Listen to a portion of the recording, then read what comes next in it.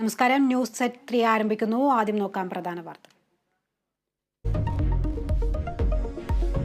തൃശൂരിലെ ആദിവാസി കോളനിയിൽ നിന്ന് കാണാതായ 2 കുട്ടികളുടെയും മൃതദേഹം കണ്ടെത്തിയത് കോളനിക്ക് സമീപത്ത് നിന്ന്.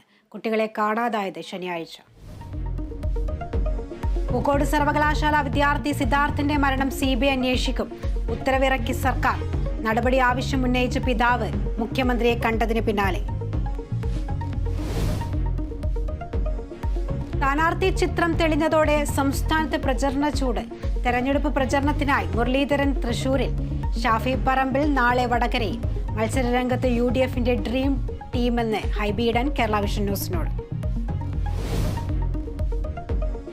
കേരള യൂണിവേഴ്സിറ്റി കലോത്സവത്തിലെ കോഴ ആരോപണത്തിൽ വിധികർത്താക്കൾ അറസ്റ്റിൽ. പിടിയിലായത് പരിശീലകൻ അടക്കം 3 പേർ.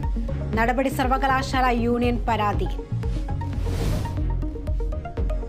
കട്ടപ്പനയിൽ ഇരട്ട കൊലപാതകമെന്ന സംശയത്തിൽ അന്വേഷണം ഊർജിതം. പ്രതികളെ കസ്റ്റഡിയിൽ വാങ്ങാൻ പോലീസ്. വിഷ്ണുവിന്റെയും കുടുംബത്തിന്റെയും ജീവിതം ദുരൂഹത നിറഞ്ഞതെന്ന് വാർഡ് മെമ്പർ. സ്വർണ്ണവില വീണ്ടും റെക്കോർഡിൽ. പവന് 400 രൂപ വർദ്ധിച്ച് 48,600 രൂപയായി. 1 ഗ്രാം സ്വർണത്തിന് 6,075 രൂപ.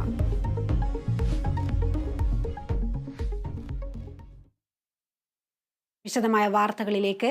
പൂക്കോട് വെറ്റിനറി കോളേജ് വിദ്യാർത്ഥി സിദ്ധാർത്ഥിന്റെ മരണത്തിൽ CBI അന്വേഷണം നടത്തും. സിദ്ധാർത്ഥിന്റെ കുടുംബത്തിന്റെ ആവശ്യം പരിഗണിച്ചാണ് കേസ് CBIക്ക് വിടുന്നത്.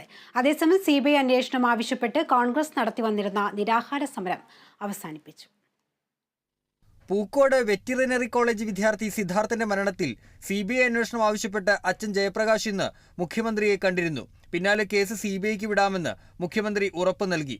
തന്റെ മകന്റെ മരണം കൊലപാതകമാണെന്ന് മുഖ്യമന്ത്രിയോട് പറഞ്ഞെന്നും അദ്ദേഹം മാധ്യമങ്ങളോട് പറഞ്ഞു.